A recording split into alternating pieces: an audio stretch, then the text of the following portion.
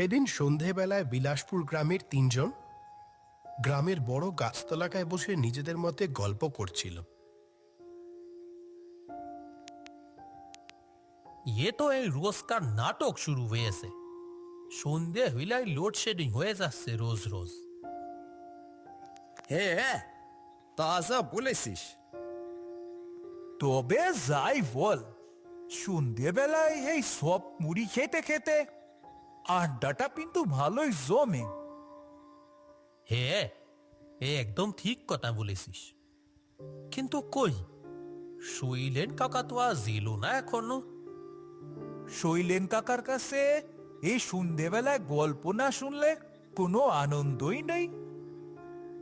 হেই, কি সব বলছিস? ওইগুলো কোনো গল্প নয়, সব সত্যি ঘটনা। ধু, আমার তো মনে হয় না ওগুলো কোনো সত্যি ঘটনা। কেন, আগের বারের ঘটনাটা তোর মনে নেই?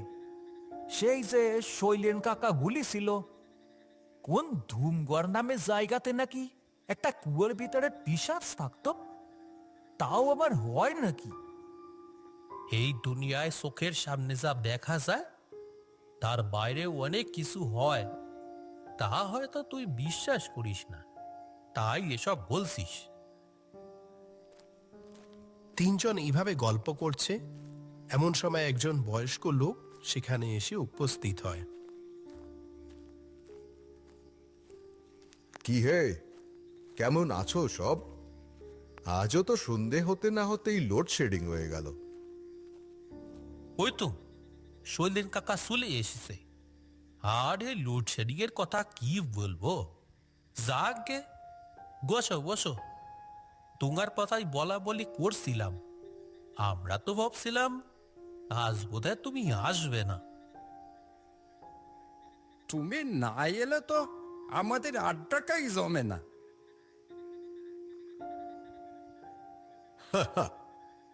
আমি তোমাদের থেকে বয়সে বড় হতে পারি, কিন্তু তোমাদের মতো জোয়ান ছেলেপুলের সাথে বসে একসাথে আড্ডা দেওয়ার মজাটাই আলাদা।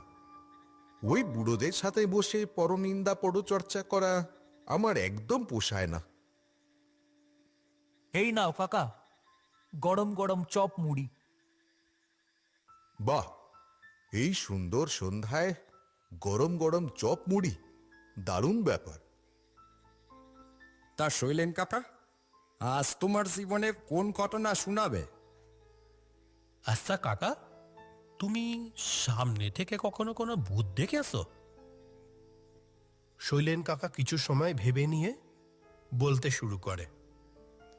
তোমরা হয়তো ভাবতে পারো যে আমি তোমাদের যে ঘটনাগুলো বলি সেগুলো সবই মন গড়া, তবে তা কিন্তু একেবারেই নয়। আমি ডাক্তার হিসাবে এই দেশের বিভিন্ন জায়গাতে থেকেছি, সেখান থেকে কত রকম অভিজ্ঞতা আমার হয়েছে, আর সেগুলোই তোমাদেরকে শোনাই।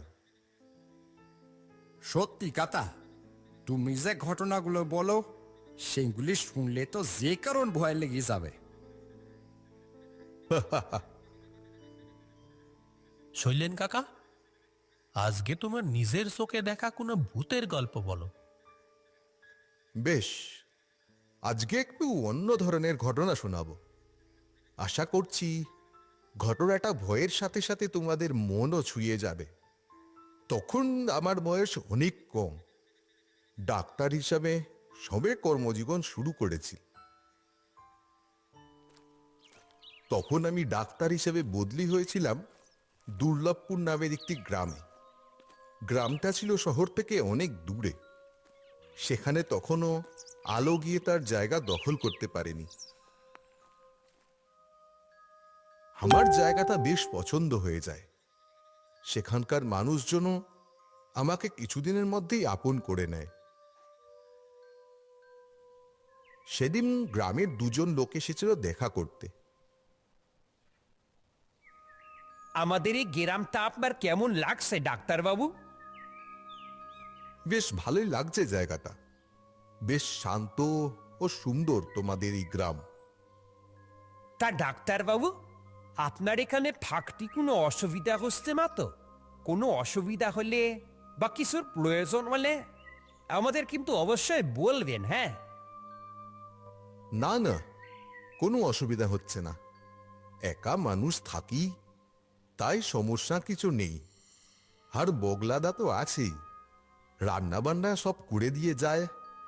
বেশ ভালো, কোনো অসুবিধা নেই। যাক, জেনে বেশ খুশি হলাম।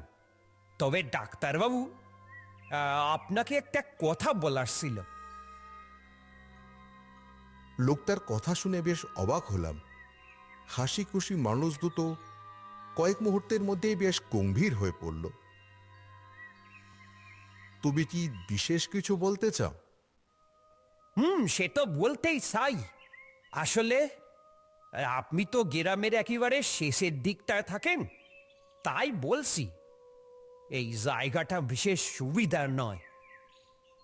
কেন এমন কথা বলছো কেন? আপনি অন্ধকার ফেলে খুব একটা বাইরে বেরোবেন না, আর হাসপাতাল থেকেও চেষ্টা করবেন সন্ধ্যের আগে আগে ফিরে আসতে। আপনার কোয়ার্টারের পিছন দিকে যে রাস্তাটা ওই ওই জঙ্গলের দিকে গেছে, ওই পথটা দুর্নাম আছে ডাক্তারবাবু। দুর্নাম? দুর্নাম বলতে? শোন, চোর ডাকাতের উপদ্রব আছে ডাক্তারবাবু। রাতে সেই পথে একা কাউরে পেলে একদম সারে না, এমনকি মেরেও ফেলে। এ তো বেশ ভয়ানক বিষয়। পুলিশ কিছু করছে না? পুলিশ ওদের খুঁজে পেলে তবে তো কিছু করবে, তাই না? তাই আপনি নিজেই সাবধান থাকেন। এইবার বুঝতে পারলাম কেন বগলাদা সন্ধে হওয়ার আগেই সব কাজ করে চলে যায়। সেই দিনের লোকগুলোর সেই কথা শোনার পর থেকেই বেশ সাবধান হয়ে গেলাম। খুব দরকার না পড়লে সন্ধ্যের পর আর ঘর থেকে বেরোতাম না, আর হাসপাতাল থেকে কাজ মিটিয়ে সন্ধ্যের আগেই চলে আসতাম বাড়ি। সেদিন রাত বেশ গভীর, আকাশ কালো মেঘে ঢাকা। সারাদিনের কাজকর্ম সেরে তাড়াতাড়ি খেয়ে দিয়ে শুয়ে পড়েছিলাম।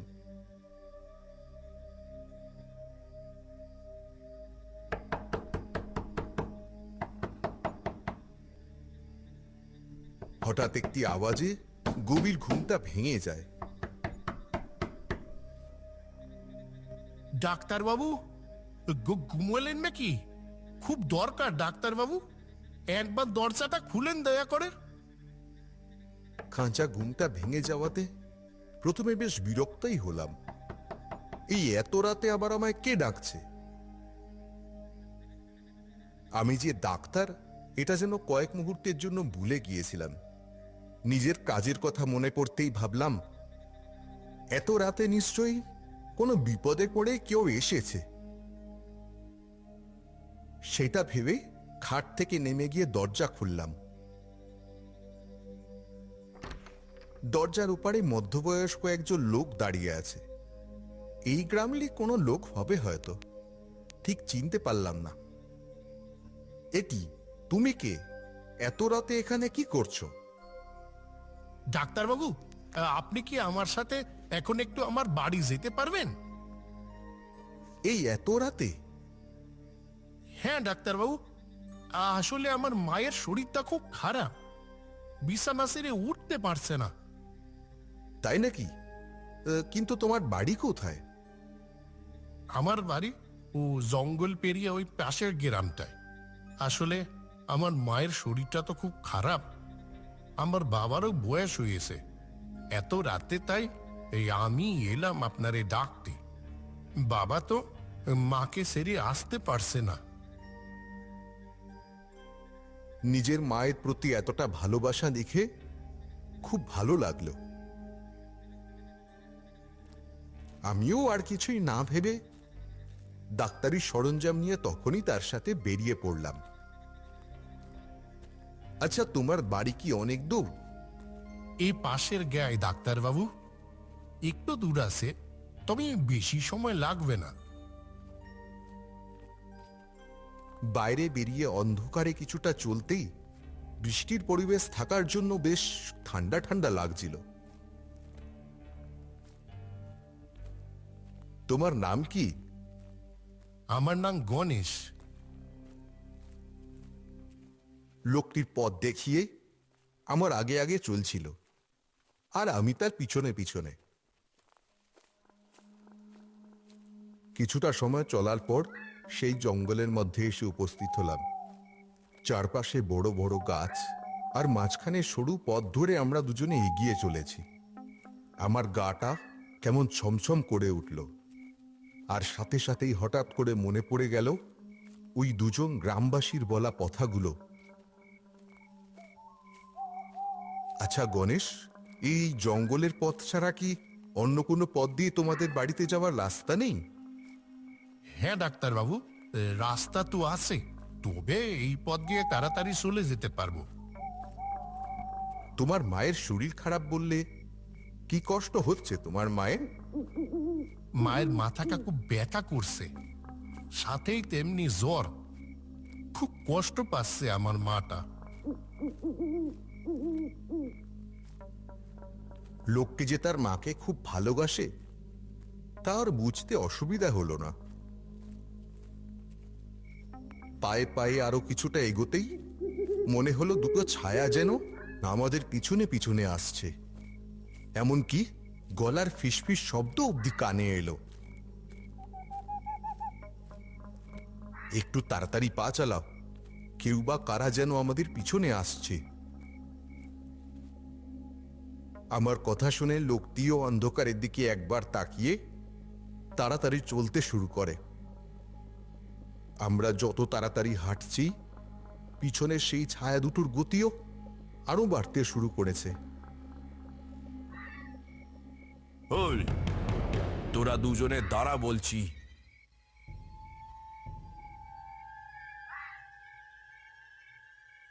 এই, যা মাল আছে তাড়াতাড়ি দিয়ে দে, না হলে এক্ষুনি লাশ বানিয়ে দেব। আমার কাছে কিছু নেই, আমার সাথে যে রয়েছে তার কাছেও কিছুই নেই। ওর মার শরীর খারাপ, তাকেই দেখতে যাচ্ছি। আমাদের যেতে দাও, আমার মায়ের সত্যি খুব শরীর খারাপ। সে তোর মা মুরুগ্গে, তাতে আমাদের কি? কি বললি? ও, ওরে বাবারে, ওরে বাঁচাও রে!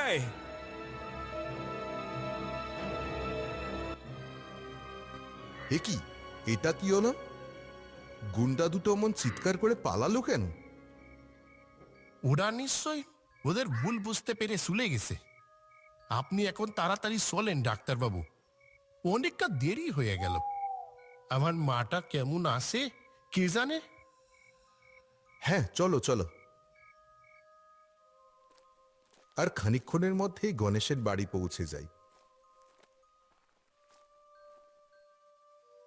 ওই যে আমাদের বাড়ি, আপনি যান, আমি এখানেই আছি। তুমি যাবে না ভিতরে? না না, আপনি যান না, আমি এখানেই দাঁড়াচ্ছি। বাড়ির ভিতরে গিয়ে দেখি একজন বয়স্কা মহিলা বিছানায় শুয়ে আছে। মুখে চোখে যন্ত্রণার ছাপ স্পষ্ট, আর তার পাশে বসে রয়েছেন একজন বয়স্ক লোক। এনারাই তাহলে গণেশের মা বাবা।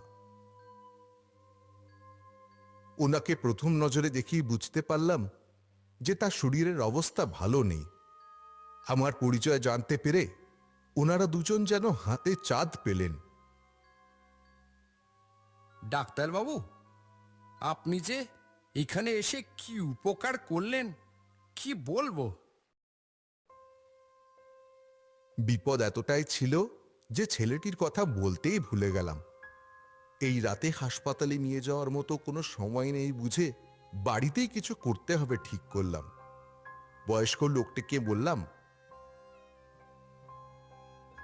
ওনার তো ভীষণ জ্বর, এখন এই পরিস্থিতিতে তো হাসপাতালে নিয়ে যাওয়াও সম্ভব নয়।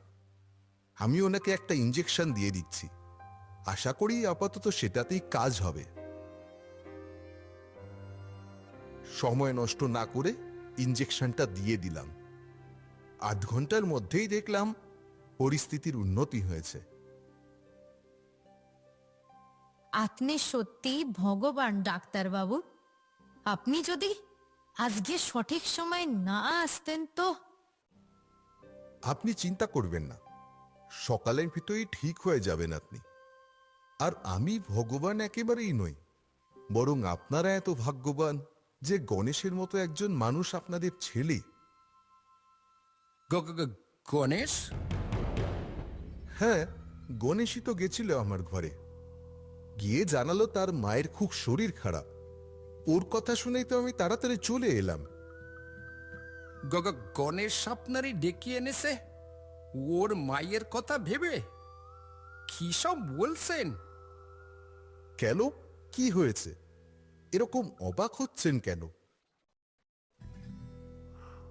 বয়স্ক লোকটি ঘরের একটি পুরনো ট্রাঙ্ক থেকে একটি ছবি এনে আমার সামনে ধরে বলে, দেখুন তো, এ কি আপনারই ডেকে এনেছে? ছবিটি দেখেই গণেশকে চিনতে কোনো অসুবিধা হলো না। হ্যাঁ, এই তো গণেশ, এই তো গিয়েছিল আমায় ডাকতে। আর গণেশ তো বাইরেই দাঁড়িয়ে আছে। আমায় বলল ভিতরে যেতে, বলল আমি বাইরে দাঁড়াচ্ছি। কি বলছেন? গণেশ, ঘরে এসো, তোমার মাকে দেখে যাও, উনি এখন অনেকটাই সুস্থ আছেন। কোনো উত্তর এলো না বাইরে থেকে। না, ও আর দেখা দেবে না, ওর কাজ যে শেষ। তার মানে? আজ থেকে বছর খানেক আগের কথা। শহর থেকে কাজ করে ফেরার সময় গাড়ি দুর্ঘটনায় মারা যায় আমাদের ছেলেটা। গণেশটা মান তো পেরান ছিল। মায়ের কোনো কষ্ট হলে একদম পাগলের মতো হয়ে যেত। মায়ের কষ্টে ও আজ আবার এসেছিল। বয়স্ক লোকটির থেকে সব শুনে আর কিছু বলার ভাষা খুঁজে পেলাম না। তত সময়ে ভোরে প্রথম আলো ফুটতে শুরু করেছে। প্রকৃত ছেলেরা কোনোদিনও মরে না, তারা মরতে পারে না। এই ছিল সেই সত্য ঘটনা। যা আমার সাথে সেদিন ঘটেছিল তাই বললাম। বিশ্বাস করা বা না করা পুরোটাই তোমাদের উপরে ছেড়ে দিলাম।